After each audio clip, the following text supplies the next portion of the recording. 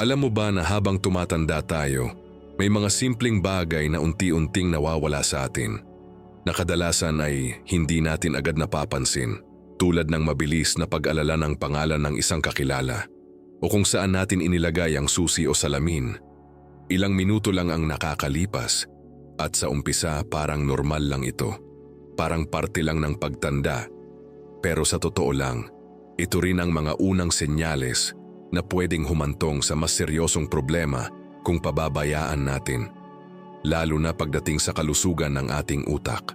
Dito pumapasok ang isang bagay na bihira pag-usapan ng marami, pero napakalaki ng epekto sa ating memorya at pag-iisip, at ito ay wala sa mahal na gamot o komplikadong treatment, kundi nasa araw-araw nating pagkain, lalo na sa mga prutas na mayaman sa antioxidants na kayang protektahan ang ating utak laban sa unti-unting pagkasira habang tayo ay tumatanda. Karamihan sa mga seniors ay iniisip na ang demensya ay bigla na lang dumarating, na parang wala tayong magagawa kapag nagsimula na ito. Pero ang hindi alam ng marami, ang demensya ay kadalasang nagsisimula sa maliliit na pagbabago na paulit-ulit na nangyayari sa loob ng maraming taon. At kung may paraan para pabagalin o bawasan ang risk nito, bakit hindi natin ito simulan habang maaga pa? Sa video na ito, pag-uusapan natin ang 4 na prutas na hindi lang basta masarap kainin, kundi may kakayahang tumulong para mapanatiling malinaw ang iyong isip, matalas ang iyong memorya, at mas protektado ang iyong utak laban sa mga sakit na karaniwang kinakaharap ng mga taong nasa edad 60 pataas. At ang maganda dito, hindi mo kailangan ng malaking budget. Hindi mo kailangan ng komplikadong plano. Ang kailangan mo lang ay tamang kaalaman at consistency. Simulan natin sa unang prutas na kahit maliit ang itsura, ay napakalakas ng epekto pagdating sa kalusugan ng utak, at ito ay ang blueberries. Isang prutas na madalas nating nakikita pero hindi natin nabibigyan ng sapat na pansin kung gaano ito kahalaga, lalo na sa mga seniors. Ang blueberries ay kilala sa taglay nitong mataas na antioxidants na tumutulong labanan ang tinatawag na oxidative stress, na isa sa mga pangunahing dahilan kung bakit unti-unting nasisira ang ating brain cells habang tayo ay tumatanda. At kung iisipin mo, parang kalawang ito na dahan-dahang kumakain sa isang metal, na kapag hindi mo nilinis o pinrotektahan, tuluyan itong manghihina at mawawala ang lakas nito. At ganun din ang nangyayari sa ating utak kapag kulang tayo sa proteksyon laban sa damage. Kapag regular kang kumakain ng blueberries, kahit hindi araw-araw basta consistent, tinutulungan mo ang iyong katawan na labanan ang mga bagay na nakakasira sa iyong memorya. At may mga pag-aaral na nagpapakita na ang mga taong may diet na mayaman sa antioxidants ay mas may mababang risk ng cognitive decline kumpara sa mga taong kulang sa ganitong nutrients. Ngayon, alam ko kung ano ang iniisip mo. Baka sabihin mo na hindi naman ito practical dahil mahal ang blueberries at hindi ito laging available. At tama ka, hindi ito kasing mura ng saging o mansanas. Pero ang mahalagang punto dito ay hindi mo kailangang kumain ng marami para makuha ang benepisyo nito. Dahil kahit maliit na serving, basta regular, ay may epekto na sa iyong katawan. At kung talagang hindi ito abot ng budget mo, may mga alternatibo tulad ng dark-colored grapes o ubas na may mataas din na antioxidants na mas madaling hanapin at kadalasang mas mura. Kaya wala talagang dahilan para hindi mo subukan na isama ito sa iyong pagkain. Isipin mo na lang na sa halip na kumain ng processed snacks o matatamis na pagkain sa hapon, papalitan mo ito ng prutas na hindi lang nakakabusog kundi nakakatulong pa sa iyong utak. At sa ganitong paraan, unti-unti mong binabago ang iyong lifestyle nang hindi mo nararamdaman na nahihirapan ka. Ngayon dumako naman tayo sa pangalawang prutas na mas pamilyar sa karamihan at halos araw-araw nating nakikita sa palengke o grocery. Pero hindi pa rin lubos na nauunawaan kung gaano ito kahalaga para sa ating brain health. At ito ay ang orange. Ang orange ay kilala sa mataas nitong vitamin C. At bagamat madalas natin itong iniisip bilang pampalakas ng resistensya, ang hindi alam ng marami ay napakalaki rin ng papel nito sa pagpapanatili ng kalusugan ng ating utak, lalo na sa mga seniors na mas nagiging vulnerable sa damage habang tumatagal. Habang tumatanda tayo, bumababa ang kakayahan ng ating katawan na labanan ng inflammation at oxidative stress na parehong nakakaapekto sa brain function. At dito pumapasok ang vitamin C na tumutulong protektahan ang brain cells at suportahan ang maayos na communication sa loob ng utak. Isang simpleng orange sa isang araw ay maaaring magbigay ng sapat na vitamin C para makatulong sa iyong brain health. At ang maganda dito, ito ay madaling hanapin, abot kaya, at pwedeng kainin anumang oras ng araw, kaya wala talagang dahilan para hindi mo ito gawing bahagi ng iyong daily routine. May mga kwento ng mga seniors na nagsimulang baguhin ang kanilang diet sa simpleng paraan, tulad ng pagdagdag ng prutas sa kanilang pagkain, at kahit hindi agad nila napansin ang pagbabago sa unang linggo, sa paglipas ng panahon, ay naramdaman nila na mas malinaw ang kanilang pag-iisip, mas mabilis silang makaalala, at mas may energy sila sa araw-araw. At dito mo makikita na hindi kailangan ng biglaan o drastic na pagbabago para mapabuti ang iyong kalusugan. Dahil minsan ang pinakamaliliit na hakbang ang may pinakamalaking epekto kapag pinagsama-sama mo ito sa paglipas ng panahon. Habang pinapakinggan mo ito ngayon, gusto kong itanong sa'yo, kailan ka huling nagseryoso sa pagpili ng pagkain na hindi lang para sa tiyan, kundi para sa iyong utak? Dahil ang totoo, kung ano ang kinakain mo ngayon ay may epekto sa kung paano ka mag-iisip bukas. Sa susunod na bahagi, pag-uusapan natin ang 2 pang prutas na mas madaling hanapin, mas abot kaya at maaaring mas malakas pa ang epekto sa iyong utak kaysa sa inaakala mo. Kaya siguraduhin mong hindi ka aalis dahil ang mga susunod na impormasyon ay maaaring magbago ng paraan kung paano mo tinitingnan ang iyong kalusugan habang ikaw ay tumatanda. And kung nandito ka pa hanggang ngayon at nakikinig, gusto kong malaman kung kasama kita hanggang dulo. Kaya mag-comment ka ng 1 para malaman ko na seryoso ka sa pag-aalaga ng iyong memorya at kalusugan.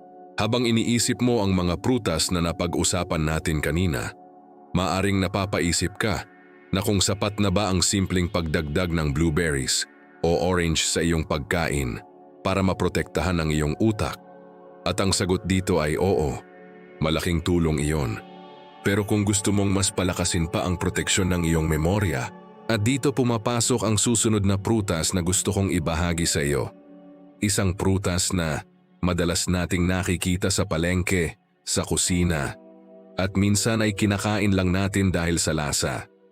Pero hindi natin alam na may kakayahan itong tumulong para protektahan ang ating utak habang tayo ay tumatanda. At ito ay ang saging. Oo, tama ang narinig mo. Ang simpleng saging na akala ng marami ay pangdagdag lakas lang sa katawan, ay may mahalagang papel din sa brain health, lalo na dahil sa taglay nitong vitamin B6 na tumutulong sa paggawa ng neurotransmitters o yung mga chemical sa utak na responsable sa maayos na komunikasyon ng ating mga brain cells. Kapag kulang tayo sa ganitong nutrients, nagiging mabagal ang signal sa loob ng utak, kaya mas nahihirapan tayong mag-isip, mag-recall ng impormasyon, at mag-focus sa mga simpleng gawain. At ito ang isa sa mga dahilan kung bakit may mga seniors na pakiramdam nila ay parang lagi silang lutang o madaling makalimot kahit sa mga bagay na dati ay napakadali lang para sa kanila. Sipin mo ang iyong utak na parang isang network ng mga linya ng komunikasyon, at kapag kulang sa supply ang system, nagkakaroon ng delay, nagkakaroon ng interference, at minsan ay tuluyang napuputol ang koneksyon. At dito pumapasok ang kahalagahan ng mga nutrients na tulad ng vitamin B6 na makukuha mo sa saging. Ang maganda pa dito, ang saging ay isa sa pinakaabot kayang prutas na pwede mong kainin araw-araw. Hindi ito mahal, hindi ito mahirap hanapin, at hindi mo kailangan ng espesyal na paraan para ihanda ito dahil pwede mo itong kainin kahit saan, kahit kailan, at kahit gaano ka kabisi sa iyong araw. Kung iisipin mo, napakadaling isama ng saging sa iyong routine. Pwede mo itong kainin sa umaga bilang bahagi ng almusal. Pwede rin itong gawing merienda sa hapon, at kahit sa gabi kung gusto mo ng magaan na pagkain. At sa bawat pagkakataon, na pinipili mo ang saging kaysa sa processed snacks. Nagbibigay ka ng maliit pero mahalagang tulong sa iyong utak. Ngayon baka sabihin mo na matagal ka nang kumakain ng saging, pero parang wala ka namang napapansin na malaking pagbabago at tama ka. Dahil ang epekto nito ay hindi agad-agad nararamdaman, kundi unti-unti itong nag-iipon sa loob ng iyong katawan. At sa paglipas ng panahon, doon mo makikita ang tunay na benepisyo nito. May mga seniors na hindi agad nakikita ang resulta sa unang linggo o buwan. Pero kapag naging consistent sila, doon nila napapansin na mas malinaw ang kanilang pag-iisip, mas mabilis silang makaalala, at mas may kumpiyansa sila sa kanilang sarili dahil hindi na sila gaanong nag-aalala sa paglimot. At dito mo makikita na ang sikreto ay hindi sa dami ng ginagawa mo sa isang araw, kundi sa consistency ng maliliit na tamang desisyon na inuulit mo araw-araw. Ngayon, dumako naman tayo sa susunod na prutas na maaaring mas kilala mo pa at madalas ay iniisip lang natin bilang pang-dessert o pampalamig. Pero ang totoo, isa ito sa mga pinakamalakas na prutas pagdating sa hydration at brain support. At ito ay ang pakwan. Yang pakwan ay hindi lang basta matamis at nakakapreskong kainin, kundi may mataas din itong water content na napakahalaga para sa ating utak dahil ang dehydration ay isa sa mga madalas na dahilan kung bakit nakakaranas ng pagkalito, pagbagal ng pag-iisip, at kahit pansamantalang memory loss ang ilang seniors. Maraming beses, ang simpleng paglimot o pagiging lutang ay hindi agad senyales ng seryosong sakit, kundi resulta lamang ng kakulangan sa tubig sa katawan. At kapag hindi natin ito natutugunan, maaaring magmukhang mas malala ang sitwasyon kaysa sa tunay nitong kalagayan. Kapag kumakain ka ng pakwan, hindi ka lang basta kumakain ng prutas kundi nagbibigay ka rin ng hydration sa iyong katawan na tumutulong para mapanatiling maayos ang daloy ng dugo papunta sa utak. At kapag maayos ang daloy ng dugo, mas maayos din ang supply ng oxygen at nutrients na kailangan ng iyong brain cells. Bukod dito, ang pakwan ay may taglay ding antioxidants tulad ng lycopene na tumutulong labanan ang inflammation sa katawan, na isa rin sa mga factor na konektado sa pagbaba ng cognitive function habang tayo ay tumatanda. Isipin mo na lang na sa bawat hiwa ng pakwan na kinakain mo, hindi lang ito simpleng pampalamig sa mainit na araw, kundi isang hakbang papalapit sa mas malinaw na pag-iisip at mas protektadong utak. At ang maganda pa dito, ang pakwan ay madaling hanapin, abot kaya, at pwedeng i-share sa pamilya. Kaya hindi lang ikaw ang nakikinabang kundi pati ang mga mahal mo sa buhay. Ngayon gusto kong tanungin ka, ilang beses sa isang linggo ka kumakain ng prutas na talagang nakakatulong sa iyong utak? At kung ang sagot mo ay bihira o halos hindi, baka ito na ang tamang panahon para baguhin ang iyong routine.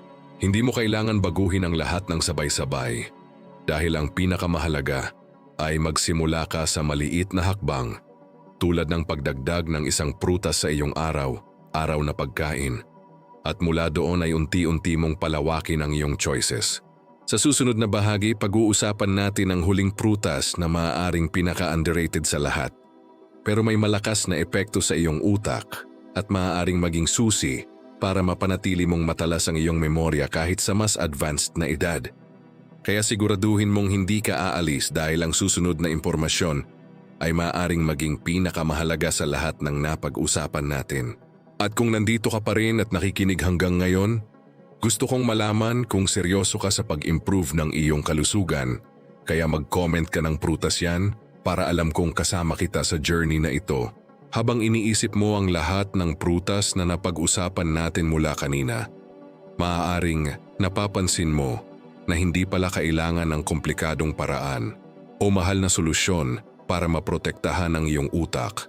Dahil sa totoo lang, ang ilan sa mga pinaka-epektibong paraan ay matagal nang nasa paligid mo, nasa kusina mo, at minsan ay kinakain mo na, pero hindi mo lang lubos na nauunawaan kung gaano ito kahalaga para sa iyong memorya at pag-iisip habang ikaw ay tumatanda. At ngayon, dumako tayo sa huling prutas na gusto kong ibahagi sa iyo. Isang prutas na napakasimple, napakaabot kaya At kadalasan ay hindi natin iniisip na may malaking epekto sa ating utak. Pero sa katotohanan, isa ito sa mga pinaka-underrated pagdating sa brain health. At ito ay ang mansanas. Ang mansanas ay mayaman sa antioxidants, lalo na sa quercetin, na tumutulong para protektahan ang brain cells laban sa damage. At bukod dito, may taglay din itong natural compounds na tumutulong para mabawasan ang inflammation sa katawan, na isa sa mga pangunahing dahilan kung bakit bumababa ang cognitive function habang tayo ay tumatanda. Kung iisipin mo, ang utak natin ay parang isang sistema na kailangang manatiling malinaw at maayos ang daloy. At kapag may inflammation o damage, nagkakaroon ng disruption sa komunikasyon ng mga cells. Kaya nagiging mahirap ang pag-alala, pag-focus, at kahit ang simpleng pag-iisip ng tama at mabilis. Kapag regular mong isinasama ang mansanas sa iyong pagkain, para kang nagbibigay ng proteksyon sa iyong utak laban sa mga bagay na unti-unting sumisira dito. At kahit hindi mo ito agad nararamdaman, sa paglipas ng panahon ay makikita mo ang epekto nito sa kung paano ka mag-isip, magdesisyon, at mag-alala ng mga bagay na mahalaga sa iyong buhay. May isang simpleng kasabihan na madalas nating naririnig, na ang mansanas daw ay nakakatulong para hindi ka agad magkasakit. Pero ang hindi masyadong napag-uusapan ay ang epekto nito sa utak, lalo na sa mga seniors na mas nangangailangan ng proteksyon laban sa cognitive decline. Isipin mo ito, kung araw-araw kang may maliit na hakbang na ginagawa para sa iyong kalusugan, tulad ng pagkain ng prutas na mayaman sa antioxidants, unti-unti mong binibigyan ng mas magandang future ang iyong sarili. Isang future kung saan mas malinaw ang iyong isip, mas matatag ang iyong memorya, at mas may kumpiyansa kang harapin ang bawat araw. At dito ko gustong ipaalala sa iyo ang pinakamahalagang bagay sa lahat ng napag-usapan natin, na hindi mo kailangang maging perpekto para maprotektahan ang iyong utak, dahil ang kailangan mo lang ay magsimula. Kahit maliit lang, kahit isang prutas sa isang araw, basta tuloy-tuloy mo itong ginagawa. Kung babalikan natin ang mga prutas na napag-usapan natin, ang blueberries ay tumutulong labanan ang oxidative stress. Ang orange ay nagbibigay ng vitamin C para protektahan ang brain cells. Ang saging ay sumusuporta sa communication ng utak sa pamamagitan ng vitamin B6. Ang pakwan ay tumutulong sa hydration at circulation. At ang mansanas ay nagbibigay ng proteksyon laban sa inflamasyon. At kapag pinagsama-sama mo ang lahat ng ito, para kang bumubuo ng isang natural na depensa para sa iyong utak. Ngayon gusto kong maging totoo sa iyo. Walang pagkain na kayang magbigay ng instant na resulta. Walang prutas na kayang agad tanggalin ang lahat ng problema sa memorya. Pero ang totoo, ang mga simpleng bagay na ito ang may pinakamalaking epekto kapag ginawa mo ng paulit-ulit sa loob ng mahabang panahon. At kung may isang bagay kang dapat tandaan mula sa video na ito, iyon ay ang katotohanan na ang iyong kalusugan ay hindi nakasalalay sa isang malaking desisyon, kundi sa maliliit na choices na ginagawa mo araw-araw. At bawat pagkakataon na pinipili mong alagaan ang iyong sarili, nagbibigay ka ng mas magandang kinabukasan para sa iyong isip at katawan.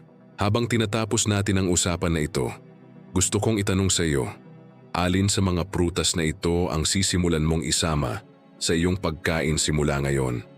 At ano ang maliit na pagbabago na handa mong gawin para mapanatiling malinaw ang iyong isip kahit ikaw ay tumatanda? Kung nakatulong sa iyo ang video na ito at may natutunan ka na maaari mong gamitin sa iyong araw-araw na buhay, huwag mong kalimutang ipaalam sa akin sa comments, dahil mahalaga sa akin na marinig ang iyong kwento at ang iyong mga pagbabago. Kung gusto mong mas marami pang ganitong kaalaman na makakatulong sa iyo para mabuhay ng mas malakas, mas malinaw ang isip, at mas masaya kahit ikaw ay nasa edad 60 pataas, maaari mong sundan ang channel na ito dahil ang bawat video na ginagawa natin ay para sa iyo. At kung umabot ka hanggang dito, gusto kong malaman kung talagang committed ka sa journey na ito, kaya mag-comment ka ng tapos na para ipakita na seryoso ka sa pag-aalaga ng iyong kalusugan at ng iyong memorya.